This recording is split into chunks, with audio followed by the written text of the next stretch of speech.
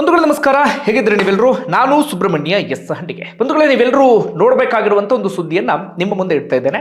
ನನಗೆ ಒಂದು ರೀತಿಯಲ್ಲಿ ಇದು ರಾಜ್ಯದ ಗಮನ ಸೆಳೆಯುವಂತಹ ಸುದ್ದಿ ಅಂತ ಅನಿಸ್ತು.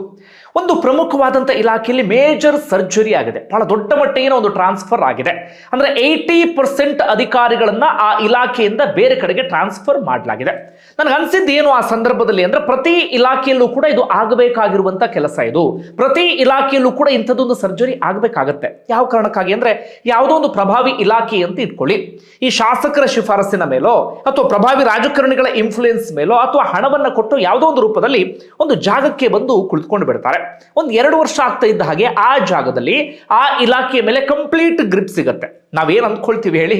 ಯಾರಿಗಾದ್ರೂ ಅಂದ್ರೆ ಅಧಿಕಾರಿಗಳಿಗೆ ಯಾವುದಾದ್ರೂ ಇಲಾಖೆಯಲ್ಲಿ ಅನುಭವ ಶುರು ಆಗಿಬಿಟ್ರೆ ಅಥವಾ ಇಲಾಖೆ ಮೇಲೆ ಕಂಪ್ಲೀಟ್ ಆಗಿ ಗ್ರಿಪ್ ಸಿಕ್ಬಿಟ್ರೆ ನಮ್ಮಲ್ಲಿ ತುಂಬಾ ಜನ ಅಂದ್ಕೊಳ್ತೀವಿ, ಬಹಳ ಚೆನ್ನಾಗಿ ಕೆಲಸ ಮಾಡ್ತಾರೆ, ಜನರಿಗೆ ಸೇವೆ ಮಾಡ್ತಾರೆ ಅಂತ. ಆದ್ರೆ ಬಹುತೇಕ ಅಧಿಕಾರಿಗಳ ವಿಚಾರದಲ್ಲಿ, ಎಲ್ಲರೂ ಅಲ್ಲ, ಬಹುತೇಕ ಅಧಿಕಾರಿಗಳ ವಿಚಾರದಲ್ಲಿ ಅಂಥದ್ದು ಆಗೋದಿಲ್ಲ. ಯಾವುದಾದ್ರೂ ಒಂದು ಜಾಗದಲ್ಲಿ ಸುದೀರ್ಘ ಅವಧಿಯವರೆಗೆ ಕೂತ್ಕೊಂಡು ಆ ಇಲಾಖೆ ಮೇಲೆ ಕಂಪ್ಲೀಟ್ ಆಗಿ ಗ್ರಿಪ್ ಸಿಕ್ಕಿಬಿಡ್ತು ಅಂದ್ರೆ ಜನರ ಸೇವೆ ಕಡೆಗೆ ಅವರು ಮನಸ್ಸು ಹೋಗೋದಿಲ್ಲ. ಅದಾದ ಬಳಿಕ ಎಷ್ಟು ಮಾಡಬಹುದು, ಇಲ್ಲಿ ಎಷ್ಟು ಸಂಪಾದನೆ ಮಾಡಬಹುದು, ಆ ಕಡೆ ಗಮನ ಕೊಡೋದಕ್ಕೆ ಶುರು ಮಾಡ್ಕೊಳ್ತಾರೆ. ಹಿಂಗೆ ಒಂದು 2-3 ವರ್ಷ ಆಗ್ತಿದ್ದ ಹಾಗೆ ಸ್ಥಳೀಯದ ಮಾಫಿಯಾದ ಜೊತೆ ಕೈ ಜೋಡಿಸೋಕೆ ಶುರು ಮಾಡ್ತಾರೆ. ಪ್ರಭಾವಿ ರಾಜಕಾರಣಿಗಳ ಜೊತೆಗೆ ಒಂದು ಒಡನಾಟವನ್ನು ಬೆಳೆಸ್ಕೊಳ್ಳೋಕೆ ಶುರು ಮಾಡ್ಕೊಳ್ತಾರೆ. ಒಟ್ಟಾರೆಯಾಗಿ ಕಂಪ್ಲೀಟ್ ಆಗಿ ಆ ಇಲಾಖೆ ಮೇಲೆ ಆ ಜಾಗದಲ್ಲಿ ಗ್ರಿಪ್ ಅನ್ನ ಹಿಡ್ಕೊಂಡು ಹೆಂಗೆ ದುಡ್ಡು ಮಾಡ್ಬೋದು ಹಂಗೆ ದುಡ್ಡು ಮಾಡ್ಬಿಡ್ತಾರೆ. ಹೀಗಾಗಿ ಪ್ರತಿ ಇಲಾಖೆಗಳಲ್ಲೂ ಕೂಡ ಇಂತಿಷ್ಟು ವರ್ಷಕ್ಕೆ ಕಡ್ಡಾಯ ವರ್ಗಾವಣೆ ಅಂತ ಇರಲೇಬೇಕು. ಅವ್ರಿಗೆ ಕಂಪ್ಲೀಟ್ ಆ ಇಲಾಖೆ ಮೇಲೆ ಗ್ರಿಪ್ ಸಿಗುತ್ತಲ್ಲ, ಗ್ರಿಪ್ ಸಿಗುವ ಒಳಗಾಗಿ ಅವ್ರನ್ನ ಬೇರೆ ಕಡೆ ಟ್ರಾನ್ಸ್ಫರ್ ಮಾಡಬೇಕು. ಇಲ್ಲ ಅಂತ ಗ್ರಿಪ್ ಸಿಕ್ಕ ಬಿಡ್ತು ಅಂತಂದ್ರೆ ಆಳವಾಗಿ ಬೇರೂರು ಬಿಡ್ತಾರೆ.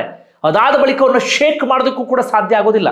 ಎಲ್ಲ ಅಧಿಕಾರಿಗಳ ವಿಚಾರದಲ್ಲಿ ಮಾತನ್ನ ಹೇಳ್ತಾ ಇಲ್ಲ, ಆದ್ರೆ ಬಹುತೇಕ ಅಧಿಕಾರಿಗಳ ವಿಚಾರದಲ್ಲಿ ಆಗ್ತಾ ಇರೋದು ಅದೇ ಲಂಚತನ, ಭ್ರಷ್ಟಾಚಾರ, ನಾಚಿಕೆ, ಮಾನ ಮರ್ಯಾದೆಯನ್ನು ಬಿಟ್ಟು ಬೇರೆಯವರ ಬೆವರಿನ ದುಡ್ಡನ್ನು ಕಿತ್ಕೊಂಡು ಸಾಯ್ತಾರೆ ಅವರೆಲ್ಲರೂ ಕೂಡ. ಓಕೆ, ಯಾವ ವಿಚಾರ ಅಂತ ಬರೋಣ.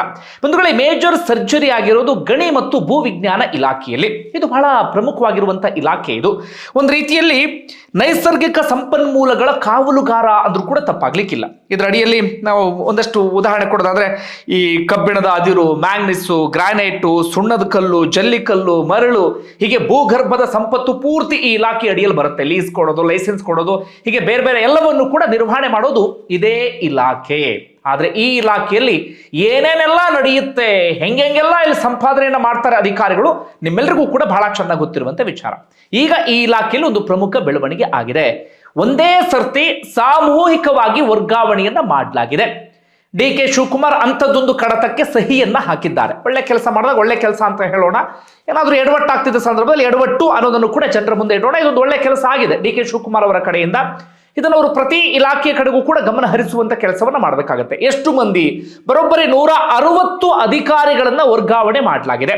ಆ ಇಲಾಖೆಯಲ್ಲಿ ಹೆಚ್ಚು ಕಡಿಮೆ 80% ಇದೀಗ ವರ್ಗಾವಣೆ ಆಗಿದೆ. ಲಿಸ್ಟ್ ನೋಡೋದಾದ್ರೆ, ಭೂವಿಜ್ಞಾನಿಗಳು 131 ಅಧಿಕಾರಿಗಳು, ಹಿರಿಯ ಭೂವಿಜ್ಞಾನಿಗಳು 23, ಉಪನಿರ್ದೇಶಕರು ಒಟ್ಟು 6 ಮಂದಿ, ಅವರೆಲ್ಲರನ್ನೂ ಕೂಡ ವರ್ಗಾವಣೆ ಮಾಡಲಾಗಿದೆ. ಯಾಕೆ ಹಿಂಗ್ ಮಾಡಿದ್ರು ಅಂದ್ರೆ, ಇತ್ತೀಚೆಗೆ ಏನಾಗ್ತಿತ್ತು, ಕಲ್ಲು ಕ್ವಾರಿ ದುರಂತಗಳ ಸಂಖ್ಯೆ ಜಾಸ್ತಿ ಆಗ್ತಾ ಇತ್ತು. ಅಕ್ರಮ ಗಣಿಗಾರಿಕೆ ಯಥೇಚ್ಛವಾಗಿ ನಡೆಯೋದಕ್ಕೆ ಶುರುವಾಗ್ಬಿಟ್ಟಿತ್ತು. ಸರ್ಕಾರಕ್ಕೂ ಕೂಡ ಲಾಸ್ ಆಗ್ತಾ ಇತ್ತು. ಮತ್ತೊಂದು ಕಡೆಯಿಂದ ನಮ್ಮ ಭೂಗರ್ಭದ ಸಂಪತ್ತಿತ್ತಲ್ಲ, ಅದನ್ನ ದೋಚುವಂತವರ ಸಂಖ್ಯೆ ಜಾಸ್ತಿ ಆಗ್ತಿತ್ತು. ದೋಚುವಂತವರಿಗೆ ಇವರೆಲ್ಲರೂ ಕೂಡ ಕಾವಲುಗಾರರಾಗಿ ನಿಂತ್ಕೊಂಡು ಬಿಡ್ತಾ ಇದ್ರು. ಹೀಗಾಗಿ ಜುಲೈ 1ನೇ ತಾರೀಕು DK ಶಿವಕುಮಾರ್ ಏನ್ ಮಾಡಿದ್ರು ಅಂದ್ರೆ, ಪ್ರಗತಿ ಪರಿಶೀಲನಾ ಸಭೆ ಮಾಡಿದ್ರು ಆ ಇಲಾಖೆಗೆ ಸಂಬಂಧಪಟ್ಟ ಹಾಗೆ. ಗಣಿ ಮತ್ತು ಭೂವಿಜ್ಞಾನ ಇಲಾಖೆಯ ಕಾರ್ಯದರ್ಶಿಯಾಗಿರುವಂತ ರೋಹಿಣಿ ಸಿಂಧೂರಿ ಆ ಸಂದರ್ಭದಲ್ಲಿ ಒಂದು ಕಡತವನ್ನ ಮುಂದಿಟ್ಟಿದ್ರು. ಯಾಕೆ ಇಲಾಖೆಯಲ್ಲಿ ಹೀಗಾಗ್ತಿದೆ ಅಂತ ಹೇಳಿ. ಅದಕ್ಕೆ ಅವರು ಕೊಟ್ಟಂತ ಕಾರಣ ಏನು ಅಂದ್ರೆ, ತುಂಬಾ ಮಂದಿ ಅಧಿಕಾರಿಗಳು 5 ರಿಂದ 16 ವರ್ಷಗಳವರೆಗೆ ಒಂದೇ ಕಡೆಯಲ್ಲಿ ಬೇರೂರಿ ಬಿಟ್ಟಿದ್ದಾರೆ. ಯಾವ್ಯಾವ ಕಡೆ? ತುಂಬಾ ಜನ ತಮ್ಮದೇ ಸ್ವಂತ ಜಿಲ್ಲೆಗೆ ಪೋಸ್ಟಿಂಗ್ ಹಾಕ್ಸ್ಕೊಂಡಿದ್ದಾರೆ. ಇನ್ನೊಂದಷ್ಟು ಮಂದಿ ತಮ್ಮ ಜಿಲ್ಲೆಯ ಅಕ್ಕಪಕ್ಕ ಇರುವಂತ ಕಡೆಗಳಲ್ಲಿ ಪೋಸ್ಟಿಂಗ್ ಹಾಕ್ಸ್ಕೊಂಡಿದ್ದಾರೆ. ಒಂದಷ್ಟು ಮಂದಿ ರಾಜಕೀಯ ಪ್ರಭಾವಿಗಳು ಯಾರಿದ್ದಾರೆ ಅವ್ರ ಕಡೆಯಿಂದ ಇನ್ಫ್ಲೂಯೆನ್ಸ್ ಮಾಡಿಸಿ ಒಂದಷ್ಟು ಕಡೆಗಳಲ್ಲಿ ಪೋಸ್ಟಿಂಗ್ ಅನ್ನು ಹಾಕಿಸ್ಕೊಂಡಿದ್ದಾರೆ. ಸುದೀರ್ಘ ಅವಧಿಯಿಂದ ತುಂಬಾ ಜನ 5 ವರ್ಷ, ಇನ್ನೊಂದಷ್ಟು ಜನ 10 ವರ್ಷ, ಇನ್ನೊಂದಷ್ಟು ಜನ 15 ವರ್ಷ ಒಂದೇ ಕಡೆಗಳಲ್ಲಿ ಆಳವಾಗಿ ಬೇರೂರು ನಿಂತು ಬಿಟ್ಟಿದ್ದಾರೆ. ಅವರಿಗೆ ಆ ಜಾಗದಲ್ಲಿ ಸಂಪೂರ್ಣವಾದಂತ ಗ್ರಿಪ್ ಸಿಕ್ಕಿಬಿಟ್ಟಿದೆ. ಹೀಗಾಗಿ ಏನೇನು ಮಾಡ್ತಿದ್ದಾರೆ ಅವರೆಲ್ಲರೂ ಕೂಡ ರಾಜಕಾರಣಿಗಳ ಜೊತೆ ಒಳ್ಳೆ ಒಡನಾಟವನ್ನ ಬೆಳೆಸ್ಕೊಂಡು ಬಿಟ್ಟಿದ್ದಾರೆ. ಅವರು ಹೇಳದಂಗೆ ಕೇಳೋದಕ್ಕೆ ಶುರು ಮಾಡ್ಕೊಂಡಿದ್ದಾರೆ. ನಮ್ಮ ಕಡೆ ಹುಡುಗ ಏನು ಹೀಗೆ ಮಾಡಬೇಕು ಅಂದರೆ ಮಾಡಿಕೊಡೋದು, ಇವರು ನಮ್ಗೆ ಬೇಕಾದವ್ರು ಇವ್ರಿಗೆ ಮಾಡ್ಕೊಡಿದ್ರೆ ಅವರಿಗೆ ಮಾಡಿಕೊಡೋದು. ಹಾಗೆ ಸ್ಥಳೀಯ ಮಾಫಿಯಾ, ಮರಳು ಮಾಫಿಯಾ, ಜಲ್ಲಿಕಲ್ಲು ವಿಚಾರದಲ್ಲಿ, ಇನ್ನು ಯಾವುದೋ ವಿಚಾರದಲ್ಲಿ, ಅದೆಲ್ಲದಕ್ಕೂ ಕಲ್ಲು ಕ್ವಾರಿಗಳ ವಿಚಾರದಲ್ಲಿ ಎಲ್ಲದಕ್ಕೂ ಕೂಡ ಇವರು ಕೈ ಜೋಡಿಸಿದ್ದಾರೆ ಅಂತ ಹೇಳಿ ಒಂದು ಕಡತವನ್ನ ಮುಂದಿಟ್ರು. DK ಶಿವಕುಮಾರ್ ಅದನ್ನ ಪರಿಶೀಲನೆ ಮಾಡಿದ ಬಳಿಕ ಅವರಿಗೆ ಅನಿಸ್ತು, ಹೌದು ಇಂಥದ್ದೊಂದು ಆಗ್ತಾ ಇದೆ, ಮೇಜರ್ ಸರ್ಜರಿ ಗಣಿ ಮತ್ತು ಭೂವಿಜ್ಞಾನ ಇಲಾಖೆಯಲ್ಲಿ ಆಗಲೇಬೇಕು, ಇಲ್ಲ ಅಂದ್ರೆ ಸರ್ಕಾರದ ಆದಾಯಕ್ಕೂ ಕೋತಾಗುತ್ತೆ. ಇನ್ನೊಂದು ಕಡೆಯಿಂದ ನಮ್ಮ ಭೂಗರ್ಭ ಸಂಪತ್ತನ್ನ ಇವರೆಲ್ಲರೂ ಕೂಡ ದೋಚಿ ಕೊಳ್ಳೆ ಹೊಡೆದು ಬಿಡ್ತಾರೆ, ಜನಸಾಮಾನ್ಯರ ಮೇಲೂ ಕೂಡ ಇದು ಇಂಪ್ಯಾಕ್ಟ್ ಆಗುತ್ತೆ ಎನ್ನುವಂತ ಕಾರಣಕ್ಕಾಗಿ ಇದೀಗ ಇಂಥದ್ದೊಂದು ವರ್ಗಾವಣೆಯನ್ನ ಮಾಡಲಾಗಿದೆ. ಸಣ್ಣ ಪುಟ್ಟ ವಿಚಾರ ಅಲ್ಲ, ಬರೋಬ್ಬರಿ 160 ಮಂದಿಯನ್ನ ಒಟ್ಟಿಗೆ ವರ್ಗಾವಣೆಯನ್ನ ಮಾಡಿದ್ದಾರೆ. ಅಂದ್ರೆ ಬೇರೆ ಬೇರೆ ಕಡೆಗಳಲ್ಲಿ ಹೋದ ತಕ್ಷಣ ಇಲಾಖೆ ಮೇಲೆ ಗ್ರಿಪ್ ಸಿಗೋದಿಲ್ವಲ್ಲ, ಆಗ ಸ್ವಲ್ಪ ಮಟ್ಟಿಗೆ ಸುಸೂತ್ರವಾಗಿ ಎಲ್ಲವೂ ಕೂಡ ನಡೀಬಹುದು ಎನ್ನುವಂತ ಕಾರಣಕ್ಕಾಗಿ. ಬಂಧುಗಳೇ, ಇದೇ ಗಣಿ ಮತ್ತು ಭೂವಿಜ್ಞಾನ ಇಲಾಖೆ ಅಂತಲೇ ಬಂದಾಗ ಇಲ್ಲಿ ಸಾಕಷ್ಟು ನಡಿಬಾರದಂತ ಅಕ್ರಮಗಳೆಲ್ಲವೂ ಕೂಡ ನಡೆಯುತ್ತೆ. ಉದಾಹರಣೆಗೆ ಕಲ್ಲು ಕ್ವಾರಿ ವಿಚಾರಕ್ಕೆ ಲೀಸ್ ಕೊಡುವಂತ ವಿಚಾರದಲ್ಲೂ ದುಡ್ಡು ಮಾಡ್ತಾರೆ, ಲೈಸೆನ್ಸ್ ಕೊಡುವಂತ ವಿಚಾರದಲ್ಲೂ ಕೂಡ ದುಡ್ಡು ಮಾಡ್ತಾರೆ. ಸಾಕಷ್ಟು ಕಡೆಗಳಲ್ಲಿ ಅಕ್ರಮವಾಗಿ ಗಣಿಗಾರಿಕೆ ಮಾಡೋದಕ್ಕೆ ಕಲ್ಲು ಕ್ವಾರಿಯೋ ಮತ್ತೊಂದೋ ಮಗದೊಂದೋ ಮರಳೋ ಮತ್ತೊಂದೋ ಎಲ್ಲದಕ್ಕೂ ಕೂಡ ಇವರು ಅವಕಾಶವನ್ನ ಮಾಡಿಕೊಡ್ತಾರೆ. ಒಂದು ದೊಡ್ಡ ಮಾಫಿಯಾವೇ ಕ್ರಿಯೇಟ್ ಆಗಿಬಿಟ್ಟಿರುತ್ತೆ ಪ್ರತಿ ಜಿಲ್ಲೆ ಅಥವಾ ಪ್ರತಿ ತಾಲೂಕು ಹಂತ ಅಂತ ಬಂದಾಗ. ಆ ಮಾಫಿಯಾಗೆ ಇವರೇ ಬೆಂಗಾವಲಾಗಿ ಅಥವಾ ಇವರೇ ಕಾವಲುಗಾರರಾಗಿ ನಿಂತ್ಕೊಂಡು ಬಿಟ್ಟಿರ್ತಾರೆ. ಆ ಮಾಫಿಯಾವನ್ನ ಭೇದಿಸುವಂತ ಕೆಲಸವನ್ನ ಮಾಡ್ಬೇಕಲ್ಲ, ಹಾಗೆ ಮಾಡಲ್ಲ. ಅವ್ರ ಜೊತೆಗೆ ಇವರು ಸಾಥ್ ಕೊಟ್ಟಿರ್ತಾರೆ, ಅವ್ರ ಜೊತೆ ನಿಂತ್ಕೊಂಡಿರ್ತಾರೆ.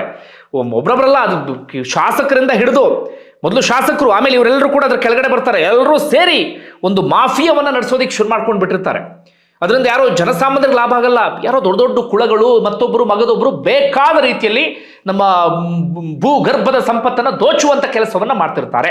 ಹೀಗಾಗಿ ಇದೀಗ ವರ್ಗಾವಣೆ ಶಿಕ್ಷೆಯನ್ನ ವಿಧಿಸಲಾಗಿದೆ. ಬಂಧುಗಳೇ, ನಾನು ಬರೀ ಈ ಗಣಿ ಮತ್ತು ಭೂವಿಜ್ಞಾನ ಇಲಾಖೆಗೆ ಸೀಮಿತವಾಗಿ ಮಾತಾಡ್ತಾ ಇಲ್ಲ, ಪ್ರತಿ ಇಲಾಖೆಗಳಲ್ಲೂ ಕೂಡ ಆಗಬೇಕು. ತುಂಬಾ ಜನಸಾಮಾನ್ಯರಿಗೆ ಹತ್ತಿರ ಇರುವಂತ ಇಲಾಖೆ, ಜನಸಾಮಾನ್ಯರು ಹೆಚ್ಚು ಕೆಲಸವನ್ನ ಮಾಡಿಸಿಕೊಳ್ಳುವಂತ ಇಲಾಖೆಗಳಲ್ಲಿ ಒಂದು ಕಂದಾಯ ಇಲಾಖೆಯಲ್ಲಿ ಇಂಥದ್ದೊಂದು ಆಗಬೇಕು. RTO ಅಂತ ಬಂದಾಗ ಅಲ್ಲಿ ಕೂಡ ಆಗಬೇಕಾಗತ್ತೆ. ರಿಜಿಸ್ಟ್ರೇಷನ್ ಮತ್ತು ಸ್ಟಾಂಪ್ಸ್ ಅಂತ ಬಂದಾಗ ಅಲ್ಲಿ ಪ್ರಮುಖವಾಗಿ ಆಗಬೇಕಾಗಿದೆ. ವಾಣಿಜ್ಯ ತೆರಿಗೆ ಇಲಾಖೆ ಅಥವಾ ಫಾರೆಸ್ಟ್ ಡಿಪಾರ್ಟ್ಮೆಂಟ್ ಅಂತ ಬಂದಾಗ, ಪೊಲೀಸ್ ಇಲಾಖೆ ಬಿಡಿ ಅದೊಂದು ಕಡೆಯಿಂದ, ಮತ್ತೊಂದು ಕಡೆಯಿಂದ ಬೆಂಗಳೂರು ಅಂತ ಬಂದಾಗ GBA ಅಥವಾ ಬೇರೆ ಬೇರೆ ಕಡೆಗಳಲ್ಲಿ ಇದಕ್ಕೆ ಸಂಬಂಧಪಟ್ಟಂತ ಏನು ಇಲಾಖೆಗಳು ಇರ್ತವೆ, ಇಲ್ಲೆಲ್ಲ ಕಡೆಗಳಲ್ಲೂ ಕೂಡ ಇಂಥದ್ದೊಂದು ಕೆಲಸ ಆಗ್ಲೇಬೇಕಾಗತ್ತೆ. ಇಲ್ಲ ಅಂತ ಆಗ್ಬಿಟ್ರೆ ಅವರೆಲ್ಲರೂ ಕೂಡ ಸೇರ್ಕೊಂಡು ಜನಸಾಮಾನ್ಯರ ರಕ್ತ ಹೀರುವಂತ ಕೆಲಸವನ್ನ ಮಾಡ್ತಾರೆ. ಯಾಕೆ ನಾವು ಯಾವಾಗಲೂ ಹೇಳ್ತಿರ್ತೀವಲ್ಲ, ನಮ್ದು ಈ ಬೇರೆ ಬೇರೆ ಕಾರಣಗಳಿಗೆ ಅಭಿವೃದ್ಧಿ ಆಗ್ತಿಲ್ಲ, ಅದಾಗ್ತಿಲ್ಲ, ಇದಾಗ್ತಿಲ್ಲ, ಇಂಥ ರಕ್ತ ಹೀರುವಂತಹ ಈ ತಿಗಣೆ ಜಾತಿಯ ಈ ಅಧಿಕಾರಿಗಳೇ ಕಾರಣ ಇದೆಲ್ಲದಕ್ಕೂ ಕೂಡ. ಪ್ರತಿಯೊಂದಕ್ಕೂ ಲಂಚ, ಪ್ರತಿಯೊಂದಕ್ಕೂ ದುಡ್ಡು ಕೊಟ್ಟರೆ ಮಾತ್ರ ಕೆಲಸ ಆಗೋದು ಅನ್ನುವಂಥ ಪರಿಸ್ಥಿತಿ ಇದೆ. ನಮ್ಮಲ್ಲಿ ಯಾರೇ ಅಧಿಕಾರಕ್ಕೆ ಬರಲಿ, ಯಾರೇ ಇದಕ್ಕೆ ಬರಲಿ, ಇದನ್ನು ಬದಲಾಯಿಸೋಕೆ ಸಾಧ್ಯನೇ ಆಗ್ತಾ ಇಲ್ಲ. ಅದರಲ್ಲೂ ಕೂಡ ಸುದೀರ್ಘವಾಗಿ ಎಲ್ಲಾದರೂ ಒಂದು ಕಡೆ ಬೇರೆಯವರು ಕುತ್ಕೊಂಡು ಬಿಟ್ರು ಅಂದರೆ ಅವರನ್ನು ಏನು ಮಾಡಿದ್ರು ಶೇಕ್ ಮಾಡೋದಕ್ಕೆ ಸಾಧ್ಯ ಆಗೋದಿಲ್ಲ. ಅಷ್ಟರ ಮಟ್ಟಿಗೆ ಪ್ರಭಾವಿಗಳಾಗಿ ಅವರು ಬೆಳೆದು ನಿಂತು ಬಿಟ್ಟಿರ್ತಾರೆ. ಯಾಕಂದ್ರೆ ಎಲ್ಲರ ಸಂಪರ್ಕವೂ ಕೂಡ ಸಿಕ್ಕಿಬಿಟ್ಟಿರುತ್ತೆ. ಈ ಒಮ್ಮೊಮ್ಮೆ ಜನಪ್ರತಿನಿಧಿಗಳಿಗಿಂತ ಇವರೇ ಪ್ರಭಾವಿಗಳಾಗಿ ನಿಂತ್ಕೊಂಡು ಬಿಟ್ಟಿರ್ತಾರೆ. ಹೀಗಾಗಿ ಯಾರೇ ಬಂದರೂ ಅವ್ರನ್ನ ಶೇಕ್ ಮಾಡೋದಕ್ಕೆ ಸಾಧ್ಯ ಆಗೋದಿಲ್ಲ. ಇನ್ನೇನಾದರೂ ಶೇಕ್ ಮಾಡೋದಕ್ಕೆ ಪ್ರಯತ್ನವನ್ನ ಪಟ್ಟರೆ, ಯಾರು ಪ್ರಯತ್ನ ಮಾಡಿರ್ತಾರೋ ಅವನ್ನೇ ಶೇಕ್ ಮಾಡೋ ಹಂತದವರೆಗೆ ಅವರೆಲ್ಲರೂ ಕೂಡ ಬೆಳೆದು ನಿಂತ್ಕೊಂಡು ಬಿಟ್ಟಿರ್ತಾರೆ. ಹೀಗಾಗಿ ಪ್ರತಿ ಇಲಾಖೆಯಲ್ಲೂ ಕೂಡ ಇಂಥದ್ದೊಂದು ಆಗಬೇಕು, ಕಡ್ಡಾಯವಾದಂಥ ವರ್ಗಾವಣೆ.